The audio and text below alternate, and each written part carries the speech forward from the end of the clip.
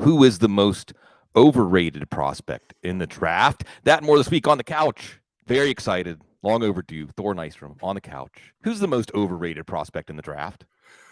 I think I would have to go with Will Levis, and if not Will Levis, either Hendon Hooker or Jalin Hyatt from Tennessee. But Will Levis in particular, the guy at the top of the board for sure. It sounds like he's going to go top 4, and I have him 15th on my board. Yeah. So where do you think the disconnect, Thor, is between you and the team that's going to take him top 4, top 15, or in the first round? The team that's going to take him high their coaching staff has a conviction that they could fix his 2 biggest peccadillos on his evaluation, and I'm not as confident that those can be fixed. We see the arm the exact same way. We see the athleticism the same way, the physical package, stuff like that. But Will Levis's issues, everybody talks about the mechanical thing. That one he can actually fix. Like, because it's more nonchalance with it than it is not knowing what to do. But you so often see him make throws, even from clean pockets, where he doesn't have his feet set. He doesn't have his shoulders squared to the target. He just flicks the wrist, and he can do some trick shot throws with that. But that's where you get the errant accuracy. But I think NFL coaching, they can convince him, like, you need to be more diligent with this and whatnot. Where it's a bridge too far for me, as far as, placing him in the top 5 of my rankings, is the lack of pocket presence, not sensing the rushers coming from the blind side, or sensing it too late when the interior pressure. A large percentage of his pressures get converted into sacks. And when he denotes that, the times when he does sense the enemy at the gate, it's too late and he makes wonky decisions with the ball. And it goes without saying that he doesn't pay any mind to his mechanics during those instances. That's for me where it becomes a bridge too far as ranking him that high. I think that you're right to say that pocket presence is not something that can be improved, because the conditions you face on Sundays are way more harassing and urgent than what you face on Saturdays. So if you were having problems on Saturdays, bad offensive line or not, I know one of the reasons / excuses that people are incorporating into his workup is, well, his offensive line was bad. Okay, well, that's good, because we're going to see him under duress in a way that he's going to be under duress a lot more often in the NFL. And I think you're right to say the prospect I can remember that worked out recently who didn't really have pocket presence was Jimmy Garoppolo, but everything is so structured around him. And he was a second round pick. He was acquired in a trade that was reasonable. Even his salary isn't terrible by current standards. And he wasn't a top 5 pick, not a front check, not someone you stake your job on, unless you're Josh McDaniels, I guess. And I like your point about mechanics, because I think mechanics follows mindset. Mechanics, it's not something that is immutable about a quarterback. But I think you're also right to point out that its complete breakdown of mechanics under pressure is a sign of his mindset under pressure, and it's bad. You brought up Hendon Hooker and Jalin Hyatt. Okay, and with Hendon Hooker, I think one of the most difficult parts of evaluating him is projecting him in an NFL offense, and something resembling an NFL offense. It's a fine line between being agnostic and being pessimistic. Why are you pessimistic? Well, because we've never seen it before, right? Like in that Tennessee there's other offenses in college football for sure where they cleave the field in half for you. Tennessee's Josh Heupel, it goes to an obnoxious level with it, where you see Hendon Hooker immediately square his shoulders and get his body to the side of the field that the play is pre-designed to go to immediately after getting the snap. And you never see him go to the other side of the field, ever. So, yeah, I mean, Hendon Hooker's mechanics are technically correct in the pocket, but it's because of that. It's because he sets right away, right? And then he doesn't go off his spot. I think PFF had a stat where it was like, over the last couple years when he was at Tennessee starting, I think there was 155 instances where Hendon Hooker was moved off of his spot in the pocket. He completed 7 passes in those 155 instances. And then they had another stat about how many times he went to the other side of the field and completed a pass. That was in the single digits too. I don't recall exactly what that, how many it was or whatever, but it was just a couple. And so it's like with that, you want to project him to an NFL offense where he's going across the field, reading the progression. He never done it before. and he doesn't throw on the run either. So yeah, he's a dual threat who does do damage outside of the pocket when he breaks containment. But once he moves off the spot, he's not throwing it. So he doesn't throw on the run, nothing like that. For those reasons, like I just can't get there as far as ranking him as like, you know, what some of these, you know, you've heard some of these rumors of like he's going to be a first round pick. I don't know how to jive that when you've never seen him do NFL things out of that offense. Yeah, I think that you bring up a good point.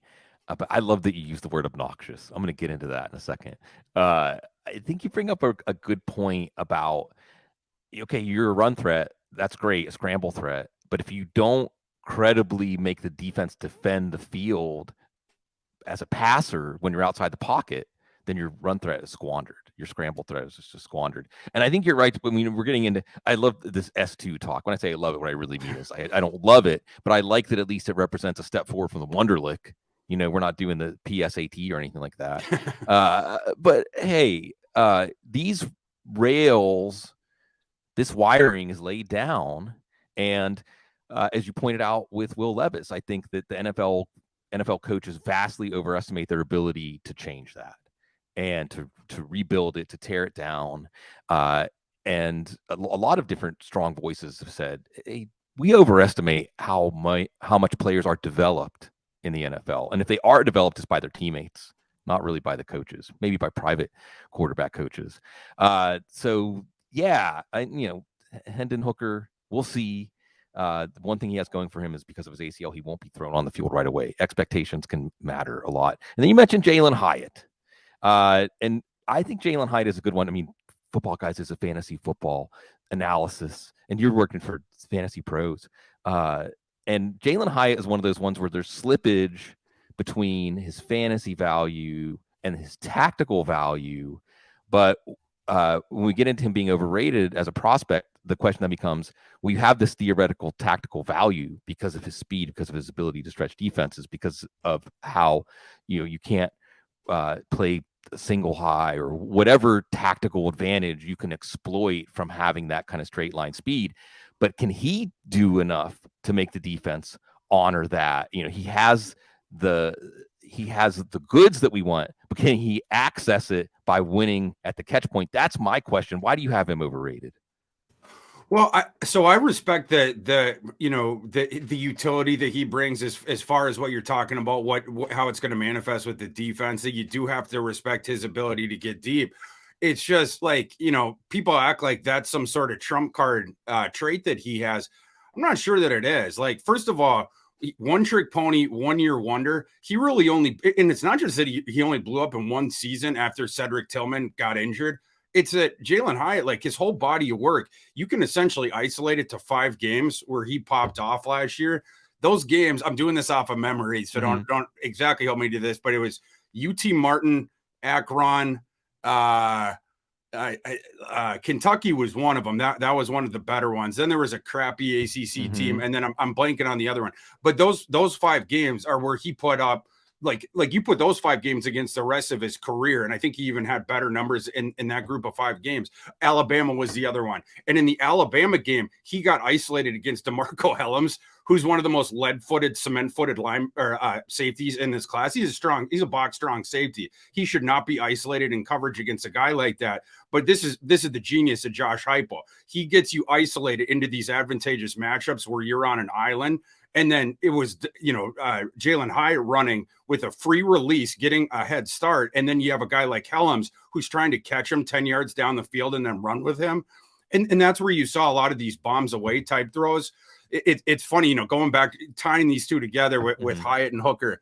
I was watching one game of the All-22 of Hooker, and I forget the opponent, but I was watching the whole game, and every single time, right, like Hendon Hooker was squaring to that side of the field, and I was just wondering, when am I going to see him go to the other side of the field? It didn't happen until late in the second half. I don't know if it was late third quarter or if it was in the fourth, but it was like, oh my gosh, like Hendon went to the other side. But what had happened was, earlier in that quarter, Tennessee had trips to the bottom, and they had motioned a guy down that was on the bottom of the other 2 guys, and then they threw him a little funnel screen or whatever, bubble screen, and then the 2 guys in front blocked, and they got like 8-9 free yards because the defense was playing off of them.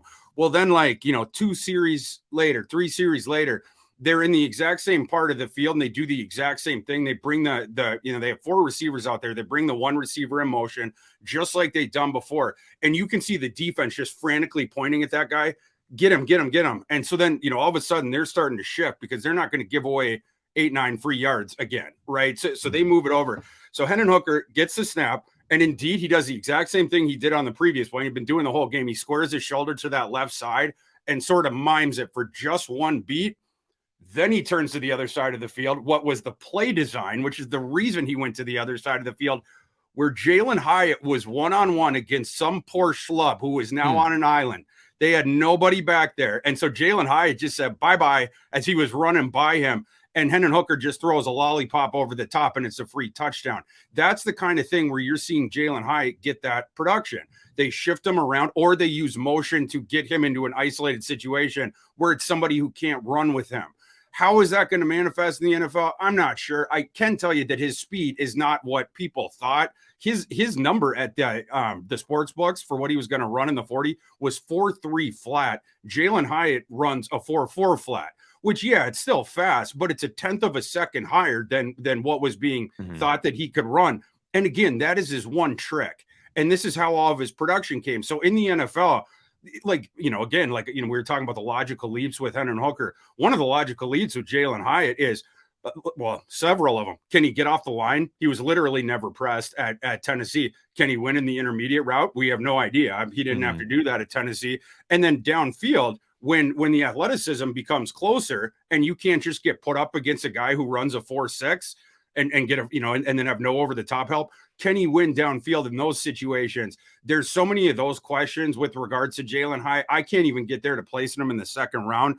I did end up putting him. So I have him wide receiver 12 on my board. I have him 92nd overall, as a mid-third round type guy.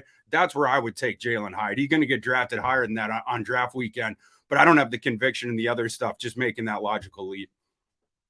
Boost of Al Davis, right? Just give me a right. track star at wide receiver, and the rest will take care of itself, but it might not. And there's a lot of stuff to sift through here. One thing, I think if I spell out the first letter of every sentence you said, Thor, it's hire Josh Heupel. Someone needs to hire Josh. He's the best play caller in college football. He just is. Yeah. He's made a lot of people a lot of money. Drew Lock, another guy that lacked pocket presence. Josh Heupel made him a lot of money just earlier in his career. He blew up right away. So then people were like, oh, Drew Lock.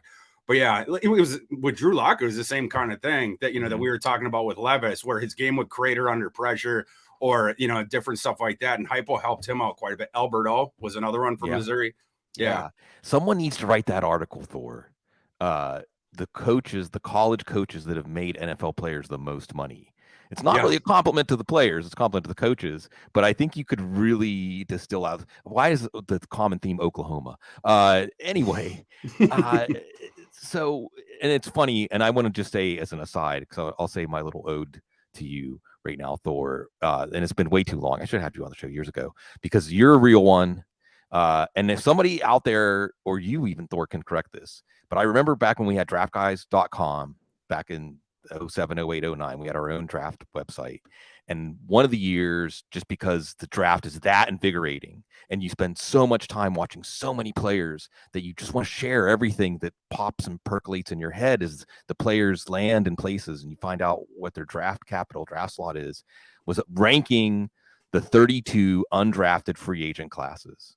Yeah. And I still think that you're the only other person that I've seen that actually took the time to give grades to the undrafted free agent classes. And you see, so yeah, man, you're a real one. And I think that one of the things that we share is the understanding that not every play is created equal. And with all due respect to PFF, with all due respect to folks that do models that include production, because I'd love, it's the boundaries, the frontier continues to get pushed by all of these folks, but not every play is created equal in making a projection of a college player to an NFL player. And some of the plays, as you're pointing out, you can just throw in the trash. You can say I didn't learn anything. I didn't learn anything about that player. And oftentimes the plays that you learn the most are the ones that they're struggling the most. Like, show me their worst game. Let's start there. Show me their worst game, and I'm going to learn more then show me their best game, taking competition, individual competition. Like you said, how fast was the cornerback that he was on? How good was the coach at getting him isolated? I think it was maybe Jordan Matthews. I remember watching and saying, wow, a lot of times that he's winning one-on-one because he was more of a zone beater. The guys he was beating weren't really a simulation. I think he played Dante Johnson one game. And Dante Johnson, who ended up being like a 6th-round pick and hung around the NFL for a while, might even still be in the NFL. I don't know. Did a pretty good job on him. And I thought, because he's going to be facing a lot better corners than that one-on-one. So you always have to weight plays and decide which of these plays are really showing me the conditions that this player is going to face. And you're right with Jalin Hyatt. And then you bring up a good point and say, hey, speed isn't even what was advertised. I mean, and we also have to talk about time, speed, and play speed. I mean, the fastest receiver in this draft is Trey Palmer. I mean, at least time speed. And then we are always asking, like, well, play speed. Do they play up to that? There are certain players I've watched, Thor, where their top speed is whatever it takes to make the play, Like, they might time whatever. But when the ball's in the air and they're tracking it, they can find an extra gear. Or when a running back is in the open field and needs to pull away, they can find an extra gear. That's why we have this great information with the chips in the shoulder pads to let us know top acceleration, top miles per hour that isn't going to be captured. And then just from all the years doing this, you learn that, hey, 40 time in some ways is a measure of how good you are at running the 40. It's track technique. It's not the way that you run on a football field. And players are specifically coached on how to maximize that time. Well, minimize it, but you get the point. Maximize the value of it. I want to go back to when you said obnoxious level, because this is turning into a Josh Heupel show really quickly. I'd like that you said that, and like I said, I identified something in your work right away. That's like you love this. You love this. You're coming up with probably assignments, and you got the Thor 500, which is awesome. And you're coming up with assignments for yourself that probably even your editors or the people you work for are saying, like, whoa, we don't necessarily need a wedding cake. I just need brownies, Yeah. But you said obnoxious. I love that because it tells me that you're having an emotional relationship. You're a critic. You're offended by certain things. You love certain things. And they're not the things you're watching for, because you're watching to evaluate this player. You're watching to create your scouting report. You're watching to be able to rank this player, to create a relevant NFL comparison. So tell me about that. Because I always found some of the best observations I would get out of draft scouting are the things I wasn't even looking for. Like classic, like every time I watch this player, I end up watching this player. I can't take my eyes off of this player. Or I was getting frustrated or annoyed watching this wide receiver because of how bad his quarterback was. Or I was frustrated with the coach because he didn't know how to use this player. How much does that bubble up to the surface as you're in that meditative state and just letting all this film wash over you? Yeah, well, one of the, and thanks for the kind words. I appreciate that, Sig. One of the things, that's different about me than some of the other guys that do the draft works or stack the board is during the fall, I cover college football and I cover it as closely as I can. And I watch as much college football as any living human being. Like I have 4 screens on at least at all times on Saturday from the start to the very end. Like, every Saturday night, I pass out to that Hawaii game. Like, I'll get in bed and turn on.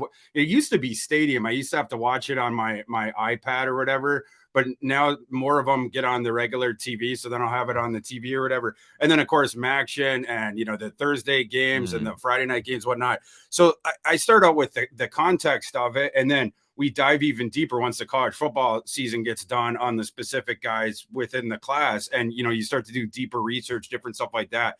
Like the context I bring into it, I think is where some of that, like, I'm responding to narratives that start to come up about some of these guys that I think are not true, based on some of that built up context or whatever. So I think that's where some of that emotional response might come in, where you're disagreeing with the herd on some of these guys. And I've been very right when I've disagreed with the herd in instances. I've also been very wrong. So, it's something where you start to formulate these opinions and you get out on a limb a little bit, and you can be right and you can be very wrong as well. But that's where it comes from. Yeah, it's always going to happen. Dane Brugler on last week, and I asked him what he would go back and say to a younger version of himself. And he said, don't be afraid of being wrong. you're going to be wrong. That's great. And some of that's because so many times, Thor, why players bust or why players boom are things that are out of view to us. I like to say we're peeking through keyholes. We're all peeking Yeah. through keyholes. And it's okay to be right or wrong. Did you learn from it? Are you letting go of your ego and saying, okay, what did I not know, or what did I overlook, or did downplayed or exaggerated in importance of, and then you maybe get a little bit better the next time, or at the very least you can have a more articulate conversation about players and understand the range of outcomes, because really what you're doing when you're a draft analyst is just talking about the range of outcomes. Yeah. And if a player is used this way, he'll probably be successful. If he's used this way, he's going to have troubles. Or if you're asking him to do this, we don't know if he can do that. If you're asking him to do this, we do know he can. Okay, some of the things that came up as you were saying that. Why do you think you never get tired of watching football? I don't know. I got bit with the sickness really early. It's funny. My mom still makes fun of me because when I was a kid, I would be down in the basement writing out like little mock drafts, and different stuff like that on these little sheets of paper. And she still makes fun of me and complains that she would always have to clean up these little sheets of paper. I once got caught in a high school class with all my draft magazines like beneath my books or whatever, just reading that stuff through. Right. And I've always loved college football. Like I was obsessed with that NCAA football game from the time I was a kid. And I would spend all summer, once that game came out, me and a buddy, we would be naming the rosters, because it would be like quarterback number 13, whatnot. So then all fall, I could play with the real rosters. And fortunately, now with the NIL thing, the next PlayStation game that comes out with that, I think it's going to have all the names. So I won't have to name them anymore. But it's just I caught the sickness with it early. And so like this was always the job that I wanted. And so like coming up in high school, I actually quit football after my junior season because the local newspaper had offered me that I could write agate like at nights after school in the fall, but I couldn't do that and play on the football team. And it's like, well, I probably ain't going to play in the NFL as I was a 185-pound center. I'm like, I don't even know if I could play like D3 football at this size. And I wasn't very fast either. So I was like, but I knew that I wanted to do this job. Very specifically, I wanted to cover college football and then cover the NFL draft. So that's what I was always sitting dead red on. And every one of my decisions, from there on out, it was pointed at that. Want to go to a bigger college to help me out with that too, so I could cover teams where other people might be interested in it. So that's why I ended up going to Kansas, and the rest was history with that. But yeah, I don't get sick of it, and I don't think I ever will. Yeah, and ideally, may all of us find something where the bargain we have to make with the world to exist is something that fills us back up with energy, whatever that is. Find that golden thread, the thing that you don't have to motivate yourself to do. That's why I'm doing this, because instead of doing my job back in the day, I was managing my fantasy teams. I thought, why can't I just do that as my job? But I like what you touched on. And look, I don't want to make this seem like this is going to be one of those shows like Step Brothers at the end, be like, are you and I best friends now? Or whatever the quote is. But I remember when I was a kid, also, I kept copious notebooks of things. And my stepfather, may he rest in peace, was a professional boxer, a coal miner, old school. And he helped train a lot of great boxers. Roberto Duran was out there at the end of his career. Anyway, I bring this up because I would go out to the gym with him. It was out in the woods in Western Pennsylvania. And I had my notebooks filled up with whatever sports scribblings. I might have been like 9 or 10 years old. And I left it there. And I remember the man who ran the gym, who you probably, I don't know if he's still on Friday Night Fights, but for years and years and years, if you watch Friday Night Fights on ESPN, he was often in the corner, Buzz Garnick. And he said, I found this and I knew it didn't belong to any of the boxers. So, but I love the way you talked about this. And for anybody who's adrift in life, if you, I hope you have the ability to maybe make some moves. Remember back to what you pretended or what you did when you were a kid. You have that in you. Like you said, you always knew. You have that in you to know what your destiny or what that golden thread through life will be, where your life will fill you back up with the energy instead of something where you're running an energy deficit. I really wanted to be the Pittsburgh Pirates play-by-play announcer, Thor, because as you can tell, like when you're a baseball announcer, you got like half of the game that you can just fill up with whatever, I had this great meatloaf sandwich at this restaurant, whatever. So I liked that, but really just to get to talk about sports, just to get to watch and let it slant through your brain and produce something off of that as a job. It's a real gift. It's a real blessing. You said narratives that are not true motivate you, like emotionally arouse you, right? Give me a narrative from this year's draft that you believe is not true. Like from overall or with the prospect? Yeah, just something that you're hearing that it just makes you bristle and say, no, not true. I can give you an example of this from earlier in the process. Now it's been disproven, but coming in, there was a lot of, well, first of all, Evan Hall, the Northwestern running back, he was way under the radar. But a big part of the reason for this is because people thought he was a bad athlete. And there were several reports out there that he was going to run a 4.6, or people predicting he's going to run in the 4.6s, whatnot. Evan Hall grew up 20 miles from me in Maple Grove and was a track star. He'd been running better than a 4.6 since he was in high school. And on the field, he didn't get into open space as much as some of these other guys that played in with better teammates and in more advantageous systems. On Northwestern, there was only one other plus starter on that entire offense. It's the left tackle, Peter Skoronski. But the other four guys on the offensive line were not good. Quarterback was not good. The receivers were particularly bad. And so Evan Hall was this marked man behind a bad offensive line. But when he got into space, you could see the wheels. And so it was frustrating to me. Like, we go down to the Senior Bowl and people were still sort of disrespecting Evan Hall. Evan Hall had a great week there. And then he goes to the combine, and I think his size, the Raz, our buddy Kent Lee Platt, I think that his size adjusted athletic percentile was like 93rd. And he runs a 4.46. He told us in Mobile, I'm going to run in the 4.4s. And like at that time, that statement would have been viewed as scandalous, or was viewed as scandalous. Right. But it's like, no. He's been running that speed for a long time. Like this isn't a proclamation like when Kayshon Boutte went out there and said he was going to run in the 4.3s, that he ended up running whatever the heck he ran. Like with Evan Hall, it was all like he'd been doing this for a long time, but people were just missing it because of the context of his collegiate situation. He wasn't allowed to put up the same kind of rushing stats as some of these other guys because he would immediately face enemies at the gate right after he got the ball, guys crashing through the line, whatnot.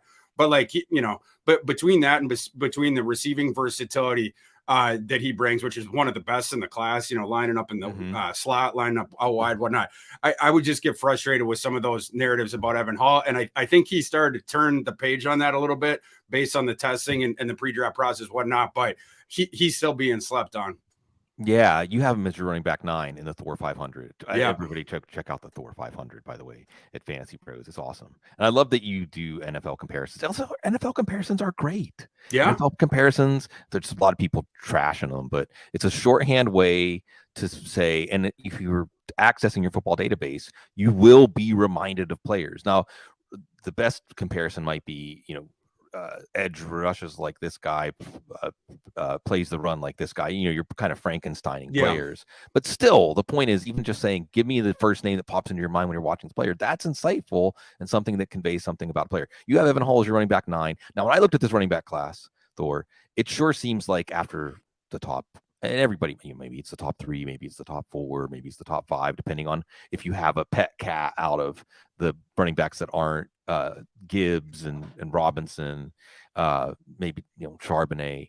Tell me whether, first of all, whether you agree with that statement that there's a vast plateau after that as far as the range of outcomes for players, how the NFL is going to see them. I think we're going to see a lot of running backs go off the board, say between like pick 75 and pick 150. Like a ton of running backs are going to go off the board. So it sounds like Evan Hall is one of your guys. So tell me whether you agree with that assessment of the landscape at running back, and give me another running back out of that vast plateau that you would put your chip on. Yeah, I do agree with that statement. Yeah, I mean, like, Bijan Robinson, obviously he dominates a lot of the hype with this running back class. And then when you're not talking about him, it's that tier 2 of Gibbs and Charbonnet, whatnot, or at least I got Charbonnet. I love Charbonnet. But like after that, I don't think the guys beneath that get talked about as much. But this running back class is pretty deep too. And I agree with you, like in that that range that you're talking about in those picks, there's going to be a ton of running backs off the board. And what I appreciate about the depth of this running back class is a lot of those guys, they're in those lower tiers because they do one thing good, but maybe not the other things good. But the way that the NFL is going with these committee backfields, these running backs later on in this draft, there's something for every taste. A team sitting there like, I'll just go local with the Vikings. There's these rumors that the Vikings are going to trade Dalvin Cook on draft weekend. I've actually heard that they have worked out trade parameters with an AFC team on a Dalvin Cook trade that wouldn't be consummated until after June 1st. I don't know if that's going to get the timeline of that's going to get pushed up. Yeah, sorry, it is them. It is them. And does Miami start pushing like, no, we want to get this thing done now because we don't know what's going to happen, or they're skittish because the Vikings could trade with somebody else? I don't know. So maybe it does happen this weekend. But if either way, if the Vikings know that Dalvin Cook is not going to be on the roster next year, they need a complimentary back out of this draft, right? Because you have Madison coming back, you have Ty Chandler coming back, and then in Wangu, you'd still prefer him just to be a special teamer for now, and then see, if you ever get anything from him as a running back. But you need that other guy to work in there. Well, you have the skill set of Madison, you have the skill set of Chandler, and what would fit with those guys? I think Evan Hull would be one of them that would fit in with that really well. But yeah, I mean, you're talking about all these different teams that are looking for a very specific kind of back that has a different sort of skill that he's the best at than the other couple guys in the room. And I think this draft is going to offer you that. As far as another guy outside of Hall that I'm bullish on, I guess I can't say Bigsby because I think I'm around where the industry is now on him. I have him running back 6. I was pretty bullish on him. I like McBride from UAB, although I've seen some other guys have him in the top 10 of their running backs. So maybe that one wouldn't be. Another guy later on, not even sure if like this guy potentially could even go undrafted, but this is a later one, is Mo Ibrahim from Minnesota. Because he ain't not going to give you as much utility on third down. And he's certainly not, like, you just look at the athletic package and then the frame that he comes in. It's not super duper impressive. But that kid is tough as hell, and he has great contact balance, and he knows what he's doing too as far as the vision goes. So, I mean, he is always going through the correct hole on time. And then if you hit him off angle shot, he's like the spinning top, and like he's going to stay up and he's going to keep going forward, whatever. So like I got him running back 15, but I think he's off some of the other boards. And then a guy way later on, this guy probably going to go undrafted, but I think he's underrated, is Xavier Valade from Arizona State, a kid who had started out at Wyoming earlier in his career, was in a bad offensive environment there. Then he transferred to Arizona State, ostensibly to use last season as like his showcase. Well, then he had entered, it's like out of the frying pan and into the fire because Herm Edwards was under fire himself. Like, the Arizona State was being investigated for these recruiting violations, and their assistant coaches were leaving. And then Herm was about to get fired in September of last year. So he wasn't in the best, Valade wasn't in the best offensive environment last year either, but he has the athleticism. He goes in the pre-draft process was a 94 percentile athlete, and he's over 200 pounds and just a shade under 6 feet tall. And the other thing with him is, a really good receiver. You compound him with targets out of there. Kid that's probably going to go undrafted. I think that package that he presents to the NFL is more valuable than it is going to be denoted on draft day. Yeah, the supply of running backs is about to really grow in the NFL. And like you said, running backs that can do one thing well. I always think of Josh Norris and introducing where he wins into the lexicon as a way to just sum up a player. And NFL is getting wise to this at running back. Again, this is me. I'm old enough to remember when people said running back by committee wasn't just an outlet, just Bill Belichick. And now it's the standard. And of course, that affects things in fantasy football. But like we're talking about, what it means is a lot more running backs from this class could end up being fantasy relevant if they land somewhere where they get a chance to do what they do well. And that's, again, also what makes Bijan Robinson that much more valuable, because we know he's going to actually not be in a committee. You mentioned Kayshon Boutte. And I mean, these are players, Dontavius Wicks comes to mind too, where depending on, and Will Levis for that matter, depending on which year you watch, you might come out with an entirely different grade for a player. So how do you handle that? And specifically on Boutte, because I had Boutte still pretty high. Maybe it's just that I drink too much of the bayou water down here in New Orleans. But wow, the track record of these LSU wide receivers translating lately, and the fact that because we can say the same thing about Smith and Jigba, right? Look at the guys that he fit in with. Look at the guys that he even stood out next to. And now you could say with Boutte, and this is one of those things that we don't know, right? Is it this ankle injury? Is he just never going to be the same? Well, that's one of those things that we can say. With that pending, we can still evaluate his game before the injury and after the injury. So what do you do with Boutte, and what do you generally do with players where the year end -1 and the current year are so different? Yeah, Boutte is one of the hardest guys in this class to evaluate for the reasons that you're stating. In those situations that you're talking about, they're always the hardest ones, and because you're trying to think like, what sort of angle am I going to view this evaluation from? When I put on my first wide receiver rankings, I have Boutte a little bit higher, maybe in the mid-teens, like somewhere around there, because I was trying to view it. I was trying to give equal weight, sort of the 2021 and then 2022. But then, like when I went back and I was finalizing my rankings, and then you're just stacking them 1-to-1 against this guy. And, in that exercise I'm trying to do, like if I was actually on the clock right now and they're saying like, Thor, we need the card, write the name down. Like, would I take Boutte over that guy? And I was like, no. Would I take Boutte over that guy? No. Would I take Boutte over that guy? That's tough, and it's a decision for each person that's doing it, each evaluator, of like how you're going to do that. But Boutte, I was really impressed with earlier in his career, like the movement and the routes and everything like that. You saw him get the separation, and then he'd run away from people when he had the ball in his hands. Last year, he was checked out the entire time. So much so that in the opener, which everyone was watching, it was LSU, Brian Kelly's first game when they played Florida State. It's on the Monday night. So before the NFL season started. So all of Twitter was watching it. And we all en masse were making fun of Kayshon Boutte because he was so checked out, so obviously checked out on the field, that like it was like, what is going on here? Like he wasn't even trying. And I made a joke after the thing on Twitter about that where Antonio Brown runs off the field and he's waving to the crowd, and I had made a joke about how that was Kayshon Boutte during that game or whatever. And then right after that, then he comes out and he's wiping off all the LSU stuff off his social media. Mm-hmm. People were saying he was going to transfer. He ends up staying, but then was checked out the rest of the season as well. And he was getting bypassed by guys on his own depth chart, Dre Jenkins, different stuff like that. And then at first after the season, he had announced that he was going to come back to LSU, where it's like, wait, what? You're like, if he was going to stay in college football, you would think that he would have transferred. The year before, there was rumors that he was going to transfer to Alabama. So then it's like, well, he's going to go back to school and go back to LSU.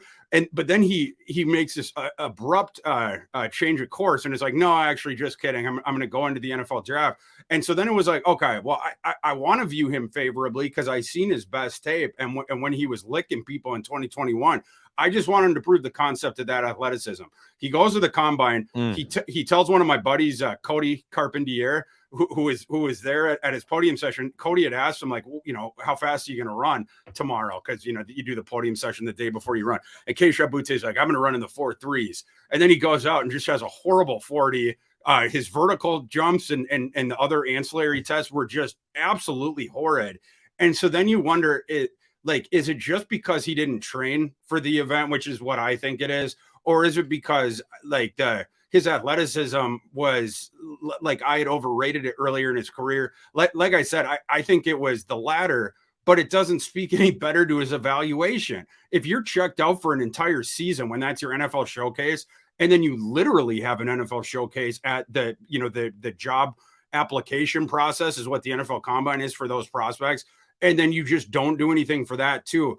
That's where you start to get concerned with that kid. I did bake the theoretical upside in with him when I did my rankings, but I ended up knocking him all the way down to 21 because it's really hard for me to jive that. And then the last season as well. And again, when I was putting them 1-to-1 against some of those other guys, I just had to drop him down because that was more Kayshon Boutte's volition, which in my opinion speaks to his ability to, potentially get to that home run outcome. Like you were talking before about the band of outcomes. I love the way that you said that, because when I stack my board, one way that I don't do it by like, I know what this guy is going to be and Right. then rank them based on that.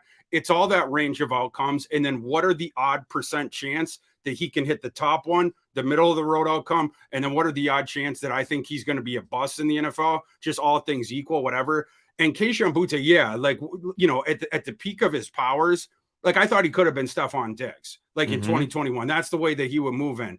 And so, like, you know, you still have to imbue that a little bit, but like when you're talking about that range in his evaluation, you had to drop that down to 5% chance or less that he's going to hit that one. Then what would it look like if he middle of the road? What would it look like if he busts? And what are the odds of that? And the if he busts, he's going to be out of the NFL real quick. And the odds that you had to put on that were higher. So I ended up having to drop him down, even though I can see that the ceiling is higher on him. Yeah, I think that, and you acknowledge that because his comp is Robert Woods, you know, Yeah. a very successful, very useful NFL player. Who also had a wonky end of his college career. So Right. that's why I went with that one. And that one's more the middle of the road outcome as opposed to the bonanza outcome. So that's why I ended up settling on that one. Yeah, and again, NFL comparisons are a wonderful way to communicate information about draft scouting reports. And I also love that you called Puka Nacua discount Debo. See, there's little Easter eggs, Easter eggs in there in the Thor 500. I guess we have to talk about, again, we're looking at this from a fantasy perspective, so we're highlighting those fantasy positions. Although the Bloom 100, I include IDPs too. We should do a whole show just on the defensive side because that's fun. That's just as fun to watch and get you to jump out of your seat just as often as offensive players do. But tight ends, it seems like you have Sam LaPorta tight end 3. Yeah. And I'm gonna give you a chance to unpack that. But I also want to ask you something related to LaPorta. This could be related to CJ Stroud, but some might argue it shouldn't be. And any number of other players, like I was talking about Boutte at LSU, although you painted a good picture of what happened to him at the end with Brian Kelly. People say, don't helmet scout. But yeah, I think Iowa tight end is one of the best counterexamples of that, where you say, well, maybe a program is good at developing a certain position. Maybe the coaching, what the things the players asked to do in the offense. So LaPorta, because this is a really good group of tight ends, like 7 or 8 deep, that are probably going to be quasi starters in so much as I think 2 tight end. I think we're, at least in the near term, you're going to see more 2 tight end offenses, especially with the influx of all these guys who can play. But everybody has different orders. That's one of the things that's going to be fun about Dynasty rookie drafts this year. Everybody's going to have different rankings. I mean, more ranking diversity than ever. It sounds like you would definitely pound on the table for LaPorta. Why and how much do you think there is, maybe in some cases, something to do with helmet scouting, or at least breaking ties in favor of players because of the history at their position at their school? Yeah, I think that's real. I try not to do it, you know, as far as like you want to do the player, you want to scout the player, but you know, the way that I would see that is there are certain school or certain staffs, it's not the school, it's the staff that are good at identifying players, you know, coming out of the high school ranks and then developing them at certain positions. Iowa and their staff has proven to be awesome at this at tight end, and it starts with, you know, identifying the kid, because obviously Iowa does not get access to the 5-star kids usually. I think they've signed 2 5-stars like the last 10, 15 years, whatnot. But like they identify guys specifically well at that position. They also do it on defense as well, and then build them up. LaPorta is just the newest example of this. It's funny, maybe for some people he got a little bit of the benefit of the doubt because of the Iowa thing. But like overall, you just watch, like, well, certainly if you're just looking at his stat line, but then also just like watching some of the Iowa games, you might miss it with him because he was in the most rancid offensive environment you could ever imagine. Iowa last year was 130th out of 131 FBS teams in scoring. They scored, I think it was either 18 or 19 offensive touchdowns the Hawkeyes did last year. There was 4 players in the FBS that scored more. And what I would suggest to you is if Sam LaPorta wasn't on that team last year, Iowa would have had the worst Power 5 offense in like in the last 25 years Oh, of college football. They were close anyway. And they might have even had one of the worst like FBS offenses. Cause like the only reason they moved the ball these past couple of years because of Sam LaPorta. Sam LaPorta was a first down monster and a touchdown monster in this, again, this rancid offensive environment. When you look at the percentages, right? Like the usage percentage or the percent, the market share percentage with that, as opposed to just looking at the rote numbers. 2/3 of his catches the last 2 years in that rancid offensive environment went for either a first down or a touchdown. He's a yak monster. Last year, he breaks 20 tackles or forces 20 missed tackles. That was the 5th highest single season total for a tight end in college football during the 9-year PFF charting era. And it's no joke. Like, because and here's why he breaks all these tackles is he has the agility. He's a really sudden mover, especially for a big guy, but even just in a vacuum. You see this both when he's running the routes. Intermediate area, he's just a killer because he can snap off that angle real quick where the the linebacker or the strong safety or whatever who's got him, they just can't do it that quick. And he keeps you off the beat of his scent by altering the tempo up to that point. And then he just, stops and then it's left turn right away. He creates those, he becomes like this neon flashing light for his quarterback of these throwing windows. You get him the ball, and then after that sudden movement plays, but now he got the strength with it, right? Like he's like this tank in the open field, but like a tank that sort of moves like a joystick. So it's like like you'd see these certain runs where he'd have the ball where he was like pirouetting down the field in a way that you don't see other tight ends. The vision, the sense of bodies in space, then that sudden movement. And what that does, it's not only that it can help him evade, but it also, like when a guy's on the doorstep of him, he can turn what would be a flush tackle attempt where you're getting all the body on the target into an off angle attempt. And you are not tackling Sam LaPorta like off angle or with your arms. So he just run through that like it's nothing. And so like he would accumulate all these different yak yards, whatnot, which ended up accounting for a metric ton of the Iowa production. Again, going back to the market share thing, Sam LaPorta dominated, the Iowa roster in terms of catches, yards, and different stuff like that over the next highest guy each of the last 2 years. If he had been in a better offensive environment, I think he would be talked about as a late first round pick for sure. On my board, he is a very high second. He's been my tight end 3 this entire time. I absolutely would take him over Darnell Washington. I think there's more red flags in the on-field profile with Darnell Washington than people are acknowledging because he had the really impressive underwear Olympics and different stuff like that. Sam LaPorta is a better player than he is, and Sam LaPorta is the second best receiving tight end in this class. And if you were to stack the last 3, 4, 5 classes, he would still be way up there. It's just that Dalton Kincaid is a next level receiver at that position. So you got to put him above LaPorta. But what LaPorta does is extremely valuable to an NFL offense. He reminds me so much of Owen Daniels, and I think he's going to have a career like Owen Daniels. Yeah, I love that you brought up market share or the idea of production with context. Production's either going to be divided by or multiplied by the importance of that production, the value of that production, how big of a piece of the pie is it? How big is the whole pie?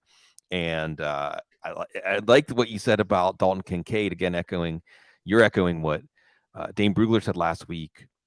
Something you could argue that Dalton Kincaid's the best pass catcher in this class. He is included. I agree with that. Yeah. So that should get our attention, especially from a fantasy football perspective.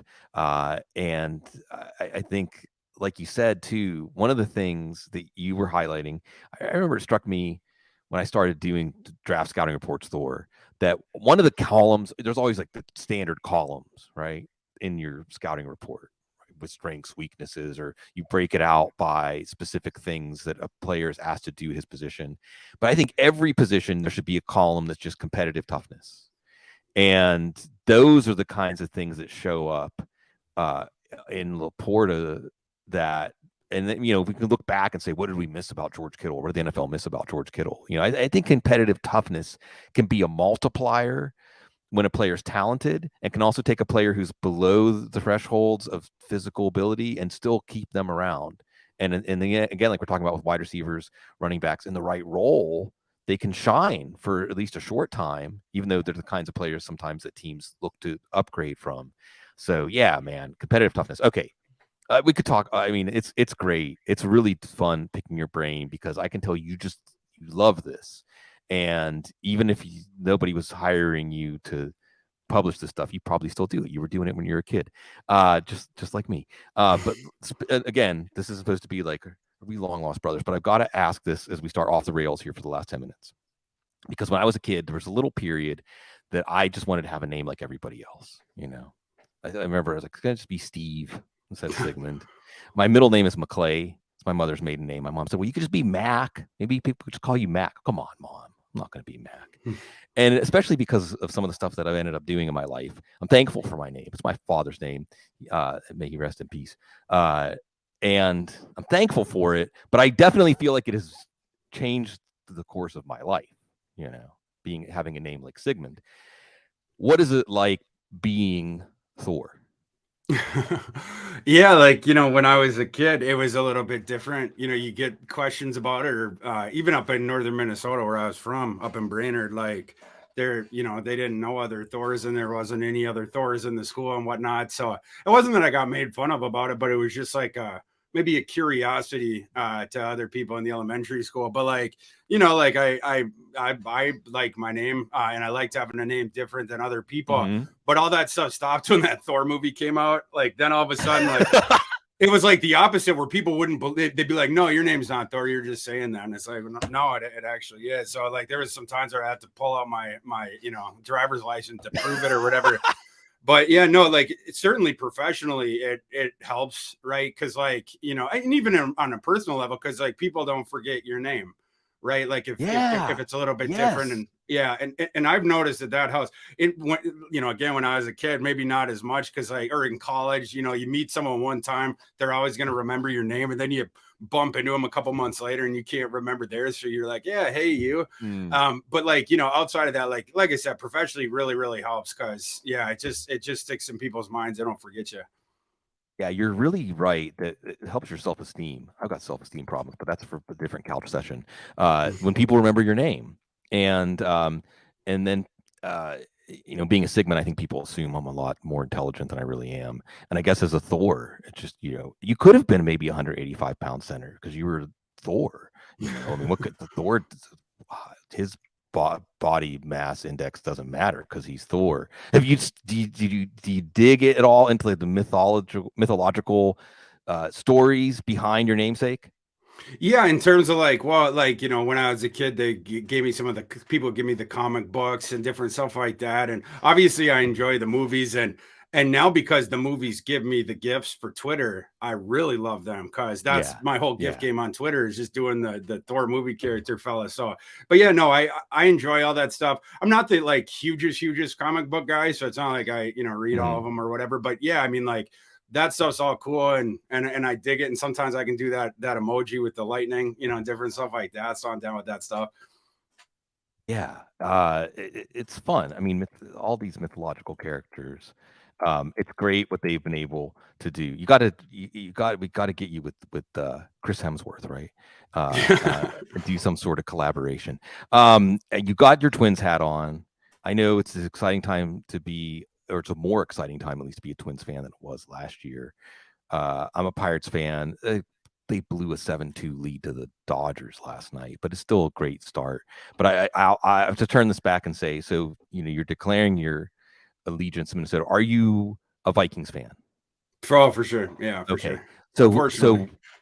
So informed by your draft analysis, but also you being a fan, because I know the Steelers, everyone wants to put Joey Porter on the Steelers. I think I even took him in a mock earlier in the process, but I'm actually going to be kind of disappointed if they take Joey Porter, just because in my mind, the history of cornerbacks where they say, wow, he's going to disrupt you at the line and going to throw off the play. But if he doesn't, but that doesn't sound like a first round pick to me. But hey, there's a lot of bloodline, Steelers bloodline action there, and he makes sense as the kind of player Mike Tomlin might like. But as a fan and as a draft analyst, and I guess with the Vikings, there's a lot of things they could do. So I don't even want to say who do you want them to take in the first round. What do you want to see them do in the first round?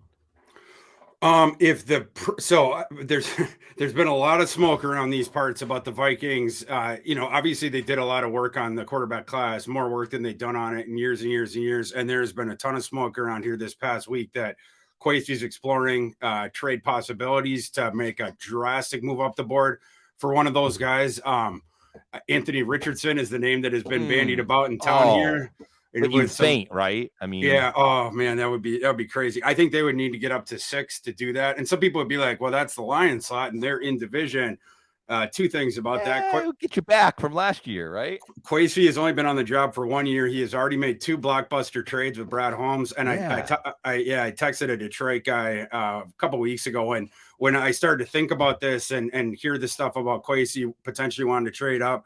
And I asked him, like, at 6, I know that those 2 guys have made 2 big trades here in the past year, but like in that scenario, Brad Holmes would know that he was essentially, not gifting. He would be getting obviously something back that he wanted, but like he would be facilitating the Vikings' opportunity to take their quarterback in the future. Would he do that? And the guy was like, would he consider that? And the guy was like, definitely. Brad doesn't give a F about the trading within the division taboo. So that's like that. But only if the price is right, and I don't want him to do it for Levis. That would be my only other caveat with that. With the other 3, absolutely. But yeah, like, to get to 2 or 3, you got to give up your next 2 first-round picks. That might be a bridge too far for me. I'd want to wait maybe till that 6th slot where you're only got to give up your 1 next year, and then maybe some, a couple other sweeteners, whatnot. But like barring that, because that's all circumstantial, right? Like that depends when the bullets are flying, which are the ones, if any of them, of those 3, for me, would fall down to 6 potentially. If Anthony Richardson gets to 7, I think the Raiders are going to pop him pretty quick. So that's why you got to get to 6. But like barring that, if that is not a possibility in that moment, I'd want to do the opposite, which is trade down, because one of the things that the Vikings are facing right now is you don't have a lot of the cap room, which is why they're, some of these transactions that they're working on with teams, they don't want to trade the guy until June 1st because you can save more cap room when you do that. The Vikings, I think they only have 1.5 in open cap space right now. They're obviously going to have to create a lot more to even just sign their draft picks, whatnot. But they're also, so they don't have any cap room, but they're also pick poor. They trade one of the blockbuster trades with Brad Holmes was the Hawkinson trade. They recouped a 3rd in that, but they traded their 2nd. And then, so like, I think right now you have a 1st, you have a 3rd, and then you have only 3 other picks outside of that. I forgot if it was a 4th and 2 5ths or like something like that. But anyhow, because you're so pick poor, I would want, and you have roster holes too that you can't fill with free agency because of your lack of cap space. So I would want to trade back into the, somewhere in the top half of the 2nd round. Doesn't even need to be one of those first couple. I'd even go a little bit further back. I'd be fine with that, and flesh out your picks. So now you more or less have the full complement of picks. And one other thing I'd say about this class is I had a discussion with this on the phone with a gentleman yesterday about, we agreed on this, that basically the 20 through the 40 slot where in this class qualitatively, or 39, we'll say, is not much different than 40 to 60. I just don't, there's not that drop that you usually see. I think the drop comes a little bit earlier. And then that next tier there, in terms of all the prospects, it's a wider kind of ocean. So I wouldn't want to be picking at, where the Vikings are 23. I would want to go up for that big asset, or I would want to go down conversely. So that was a long response to that question, but that's how I think about it. Well, and we could get into, if we were going to go for another hour, I think there's a lot of interesting stuff to talk about. You brought up relationships.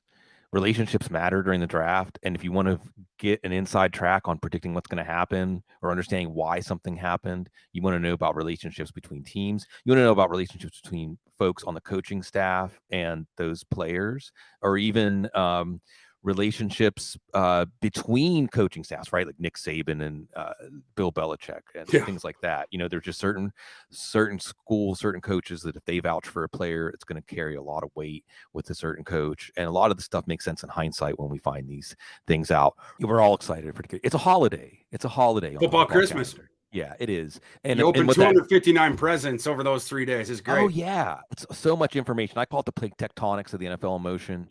And we just don't find out for years what the meaning of all these things were. Or, you want to get into comic book storylines, alternate universes popping in and out of existence all night, and the next day, and the next day after that. It is a football holiday. And I'd like to talk about going out to a bar with a lot of fans, a lot of people that are also excited. We share in that excitement, enthusiasm. That excitement, enthusiasm always comes through in Thor Nystrom's work. Thor KU and Fantasy Pros, and look forward to many future visits. And always enjoy Thor's work, and we always enjoy spending time with you because you love the draft, because you give us an excuse to do the stuff that we would do anyway. We love you because you're so classy.